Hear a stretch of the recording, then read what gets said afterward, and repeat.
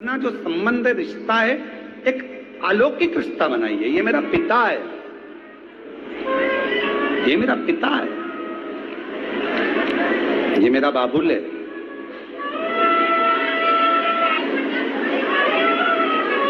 और ये काया, ये शरीर समाप्त हो उससे पहले परमात्मा से एक संबंध हमारा बना ले, जिससे ये जीवात्मा जब जाए तो भगवान शंकर के नंदी पर बैठकर, जैसे देवराज नंदी पर बैठकर गया, वैसे ये जीवात्मा नंदी पर बैठकर शिव के धाम तक जाए। शिव के आखिरी में मिलना तो है।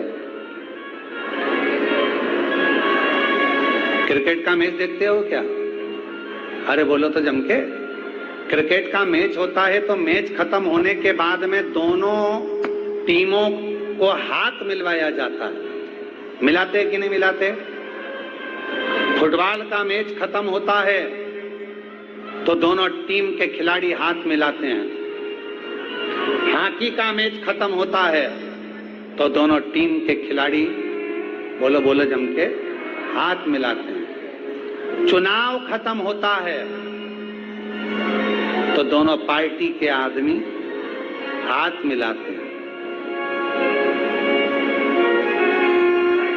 और जब शरीर खत्म होता है तो लोग पितरों में मिलाते हैं। इससे ज्यादा मैच खत्म हुआ तो दोनों टीम हाथ मिलाते हैं।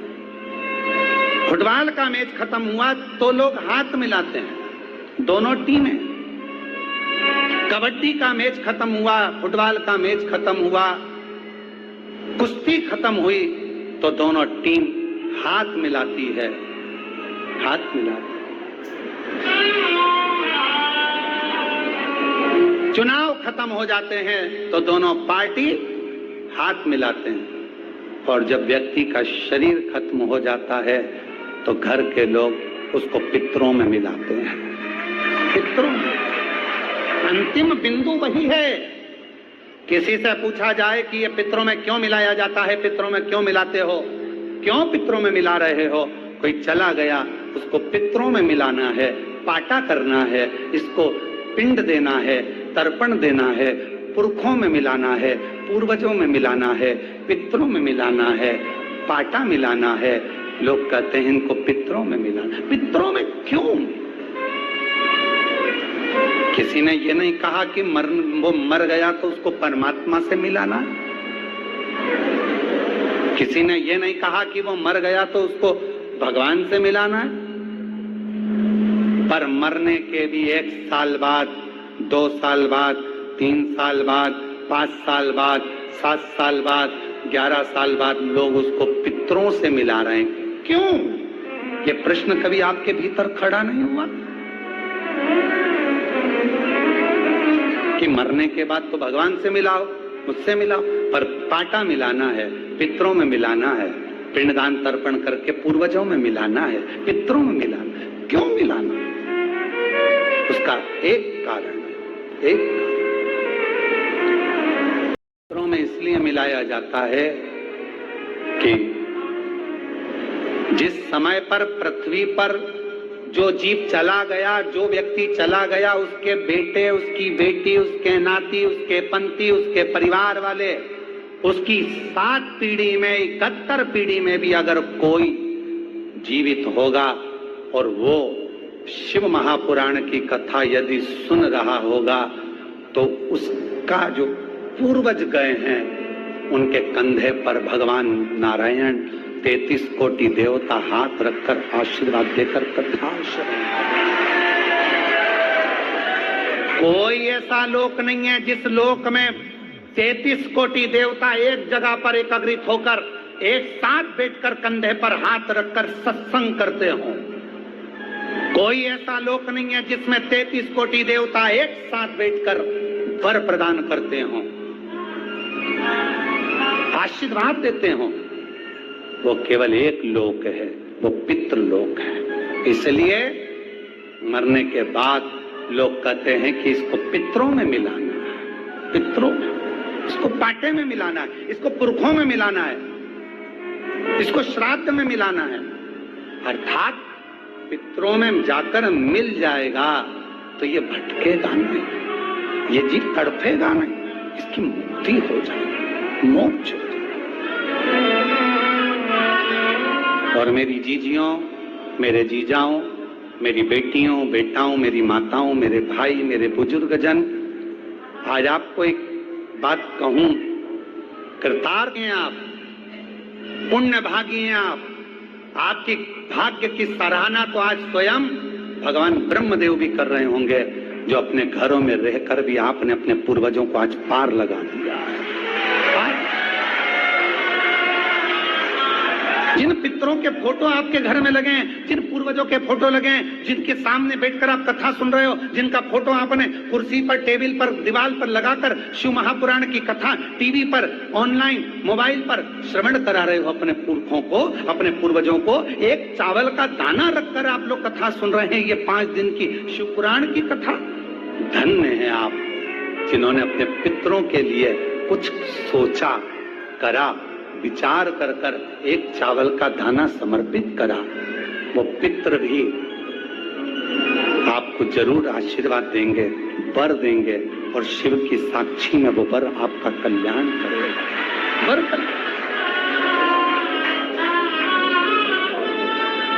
मिलाया शिव तत्व की ओर। भगवान देव अधिदेव महादेव की यह कथा कर, मां जगज्जननी पार्वती जी के प्रश्नों के उत्तर भगवान शिव देते हैं। प्रश्नों के उत्तर, तारकासुर का संहार करने के लिए स्वयं षडानंद कार्तिकेय जी प्रकट होते हैं। मां गंगा जी के जल से 6 धार से 6 मुख हैं, कृतिकाओं ने 1 कर दिया तो उनका नाम कार्तिकेय हो गया।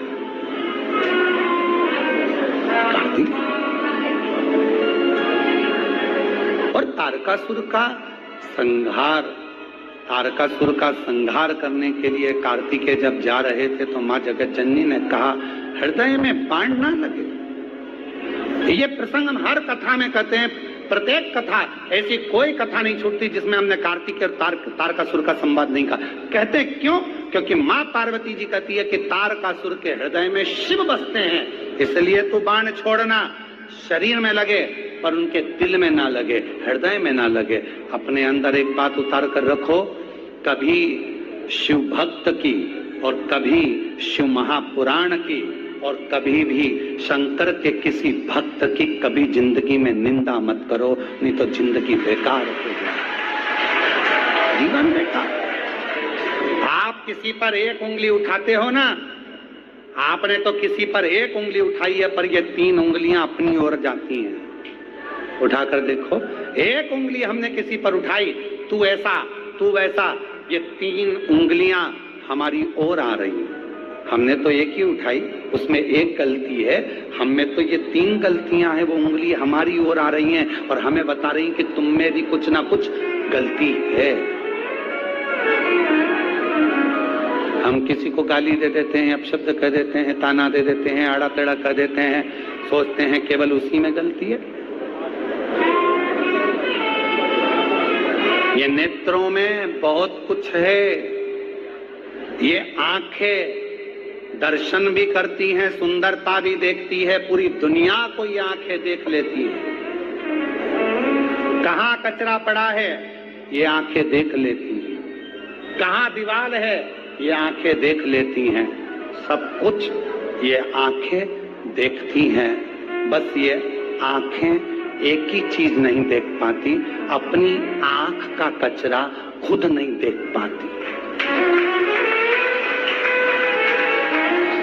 ये आंखें सब कुछ देख सकती हैं, ये आंख, उसके लिए हमें कांच के सामने, दर्पण के सामने जाना पड़ता है। ये आंख खुद का कचरा नहीं देख पा रही हैं, दुनिया देख रही है, सब कुछ देख रही है, जगत का कचरा देख रही है, पर अपने भीतर के कचरे को नहीं। ऐसे संसार में कई लोग हैं आग की तरह, जो दुनिया में बुराई देखते हैं पर अपने अंदर कितनी बुराई भरी पड़ी है वो कभी नहीं देखते। जो दुनिया में बुराई देख रहे हैं, ये बुरा, वो बुरा, ये महाराज, वो महाराज, ये व्यक्ति, वो व्यक्ति, ये व्यक्ति, वो व्यक्ति, सब में बुराइयां देख रहे हैं, पर अपने अंदर भी जो बुराइयां भरी पड़ी है वो तो देखो। हम वो नहीं देख पाते अपने भीतर का। और अपने कथा कर रही है, तारकासुर को षडानंद कार्तिकेय ने मारा, संहार किया। दुर्गा सप्तशती का पाठ अगर करते हो या दुर्गा सप्तशती को आप पढ़ते हो तो हिंदी का उसमें नीचे लेख आते रहते हैं, बहुत सारे वर्णन आते हैं, उसका भी पढ़ेंगे तो उसमें बहुत सारी बातें आपको बहुत अच्छी अच्छी देवी भागवत में, दुर्गा सप्तशती में, इनमें बहुत सुंदर सुंदर कल्याण का यदि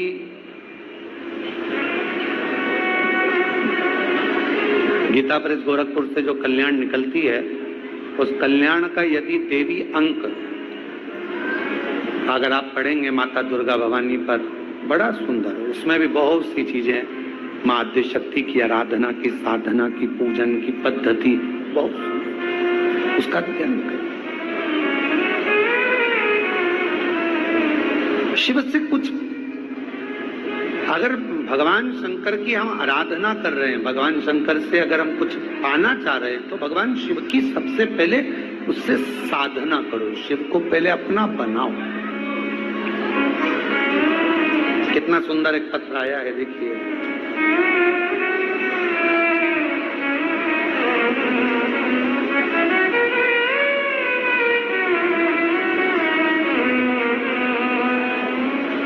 और वो बच्चा कभी चलेगा नहीं, वो पत्र किसी ने लिखा था तो वो पत्र इसमें दिख नहीं रहा।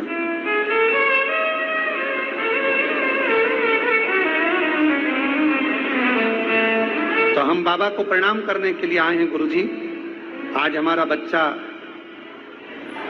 चल भी रहा है और थोड़ा थोड़ा बोल भी रहा है, हम बच्चे को भी साथ में लेकर आए तो कहीं बैठे हो तो उस बच्चे को ला सकते। जो चल नहीं रहा था, बोल नहीं रहा था, जो पूर्ण तरह से डॉक्टर ने उसको मना कर दिया था कि उठेगा नहीं, अगर वो कहीं लाए हो, उसका पत्र हमारे स्मरण में।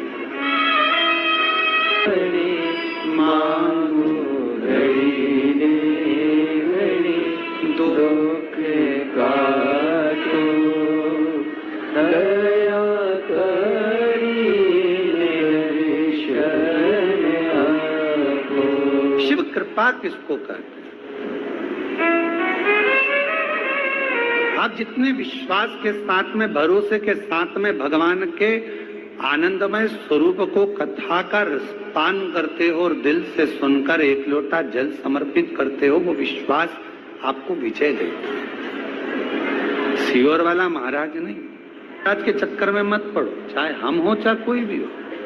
आप तो एक के चक्कर में पड़ो जो तुम्हारे घर के पास में शंकर का मंदिर हो, एक लोटा जल चढ़ाओ और अपने जीवन का आनंद पाओ, सुख पाओ। कहाँ चक्कर में पड़ो?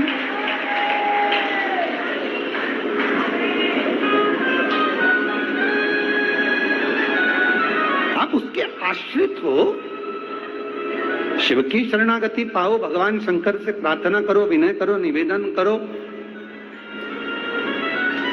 विवाह करोगे उसमें उम्र देखी जाएगी, बच्चे उम्र देखी जाएगी, शादी करोगे उम्र देखी जाएगी, कोई रिश्ता करोगे उम्र देखी जाएगी, किसी के यहाँ नौकरी करोगे उम्र देखी जाएगी, गवर्नमेंट नौकरी कर रहे हो उम्र देखी जाएगी, मिलिट्री में नौकरी कर रहे हो उम्र देखी जाएगी, पुलिस में नौकरी कर रहे हो उम्र देखी जाएगी। पर सब जगह उम्र देखी जाती है, पर भगवान शंकर की भक्ति के लिए कोई उम्र नहीं देखी जाती, कोई। हाँ, भगवान शंकर की भक्ति करने में कोई उम्र नहीं देखना। शिव जी की भक्ति करने में कोई उम्र की जरूरत नहीं है। भगवान शंकर की भक्ति में तो केवल आपका दिल और आपका विश्वास और आपका भाव की जरूरत है, उसमें उम्र नहीं देखना। विश्वास। आज कथा तो ये है, कल पितृपक्ष की अमावस्या है, कथा विराम की ओर रहेगी। कल कथा टीवी पर 2 बजे से 5 बजे तक आएगी, पर यहाँ ऑनलाइन कथा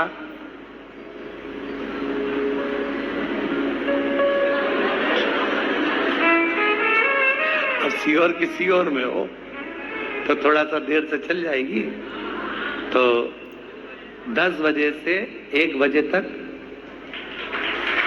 शिव महापुराण की कथा हो जाए, सुबह 10 बजे, ठीक है। तो 10 बजे से 1 बजे तक इस कथा को यहाँ पंडाल में जो सुनने वाले हैं कथा कुबेरेश्वर बाबा के धाम पर, तो वो सुबह 10 बजे से 1 बजे तक श्रवण कर लेंगे।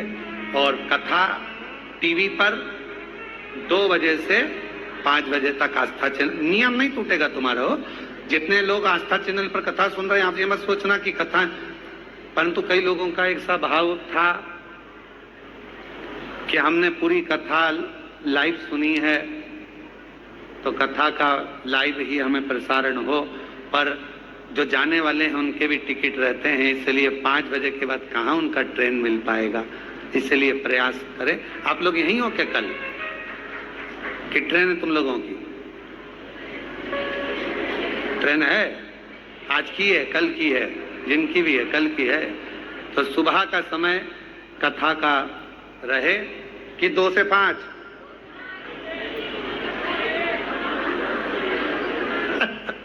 जय हो बाबा की। 1 बजे से चालू हो जाओ तुम तो, 1 2 3 4 5 6 7 जितनी बजे हो जाए। तो सुबह कथा का समय 10 बजे से 1 बजे तक रहेगा और टीवी पर 2 बजे से 5 बजे तक रहेगा। बड़े भाव से आप हम कथा